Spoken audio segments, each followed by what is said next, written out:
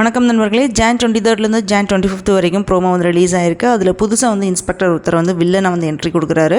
அவரால் என்ன நடக்க போகுது அப்படின்றத நம்ம பார்க்கலாம். இந்த சீரியல் பார்த்திங்கன்னா கொஞ்ச நாளாகவே ஏமாத்துற மாதிரி தான் சீன்ஸ் எல்லாமே வந்துட்டுருக்கு. ரோஹிணி எப்போ தான் இந்த சீரியலை மாட்டுவாங்க அப்படின்னு நம்ம எக்ஸ்பெக்ட் பண்ணிட்டு இருந்தோம். ஆனால் ஒவ்வொரு நாளுமே அது கனவுல மட்டும்தான் நடக்கிற மாதிரி டேரக்டர் வந்து காமிச்சிட்ருக்காரு. பிரச்சனை முத்தி போய் ரோஹிணி மாற்றுற மாதிரி ஸ்டோரி வந்தாலுமே லாஸ்ட்டில் எல்லாமே ஒரு பெரிய விஷயமே இல்லை அப்படின்ற மாதிரி போயிடுது. ரோஹிணியோட அப்பாவை பார்க்குறதுக்காக வேண்டி மலேசியாவுக்கு போகணும் அப்படின்ட்டு முத்து ஃபேமிலி எல்லாருமே வந்து பிளான் பண்ணிட்டு இருக்காங்க. ஆனால் அதுக்கு ரோஹிணியோட அப்பா இருந்தால் தானே நீங்கள் பார்க்க போவீங்க அப்படின்ட்டு ப்ரௌன் மணியை வச்சு அப்பாவே செத்துட்டாரு அப்படின்னு சூப்பராக வந்து கதை இழந்து விட்டுருக்காங்க ரோஹிணி. இதை நம்பி விஜயாவும் வந்து கதறி கதறி அழுதுட்ருக்காங்க. இந்த மாதிரி இவங்க வந்து அழுது பார்க்கும்போது இதுக்கு முடிவே இல்லையா அப்படின்னு தான் கேட்கணும்னு தோணுச்சு. இப்படி இங்கே இந்த மாதிரி ப்ராப்ளம் போயிட்டு இருக்கிற இடையில தான் ரிலீஸ் ஆன ப்ரோமோவில் வந்து புதுசாக ஒரு வில்லன் வந்து ஒருத்தர் வந்து இன்ட்ரோடியூஸ் ஆயிருக்காரு. அவர் முத்துக்கு வந்து ப்ராப்ளம் கொடுக்குற மாதிரி இன்ட்ரோ ஆயிருக்காரு. ஃபியூ வீக்ஸாக தான் வந்து முத்துக்கும் மீனாவுக்கும் ப்ராப்ளம் இல்லாமல் இருந்துச்சு. ஆனால் நெக்ஸ்ட் வீக்லேருந்து முத்துக்கும் மீனாவுக்கும் ப்ராப்ளம் வந்து எக்கச்சக்கமாக வந்து வரப்போகுது அப்படின்ட்டு டேரக்டர் வந்து கொடுத்துருக்காரு.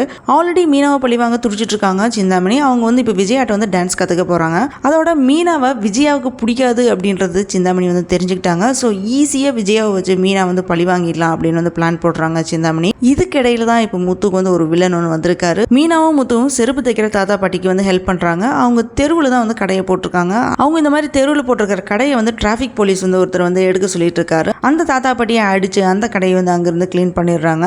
அப்போ முத்துவும் மீனாவும் அங்கே போய் அதை தடுக்கிறாங்க. அதில் தாத்தா பாட்டியை வந்து அடித்ததுனால அதை பார்த்து முத்து வந்து அந்த போலீஸோட சட்டையை வந்து பிடிச்ச கொஸ்டின் பண்ணுறாரு.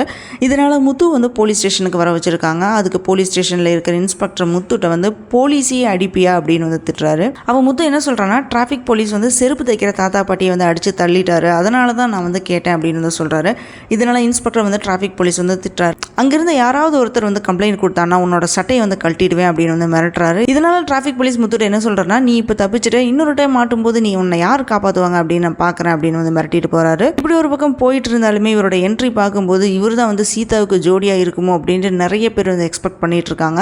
வேற போலீஸ்காரங்க என்ன பண்ணியிருக்காங்கன்னா, தாத்தா பாட்டியோட பொருள் எல்லாமே அள்ளிட்டு போயிருக்காங்க. அதில் தான் முத்து மிஸ் பண்ணனா மொபைல்லேருந்து இருக்குது. போலீஸ் எகெயின் அந்த பொருளை எல்லாமே தாத்தா பாட்டிகிட்ட கொடுக்கும்போது முத்து வந்து அந்த ஃபோனை பார்த்துட்டா இது என்னோட ஃபோன் அப்படின்னு வந்து சொல்லுவார். அதனால் இந்த மொபைலை வந்து மிஸ் பண்ணனது வித்யா தான் அப்படின்றது ரோஹிணிக்கு தெரிஞ்சிருச்சுன்னா அதுக்கப்புறம் ரோஹிணிக்கு ப்ராப்ளம் வர சான்சஸ் இருக்குது. ஆனால் அது இனி எத்தனை மாதம் கழிச்சு இந்த ப்ராப்ளம் வரும் அப்படின்றது தெரியல. நம்ம வெயிட் பண்ணி தான் பார்க்கணும். மாதக்கணக்கு ஆகுமா அப்படின்றது தெரியல. இல்லை முத்து வந்து உடனே அந்த மொபைலை பார்த்து அதுக்கப்புறம் ப்ராப்ளம் உடனே வந்து ஸ்டார்ட் ஆகுமா அப்படின்றத நம்ம வெயிட் பண்ணி பார்க்கலாம். இந்த வீடியோ பிடிச்சிருந்தனா லைக் பண்ணுங்கள், ஷேர் பண்ணுங்கள், சப்ஸ்கிரைப் பண்ணி சப்போர்ட் பண்ணுங்கள்.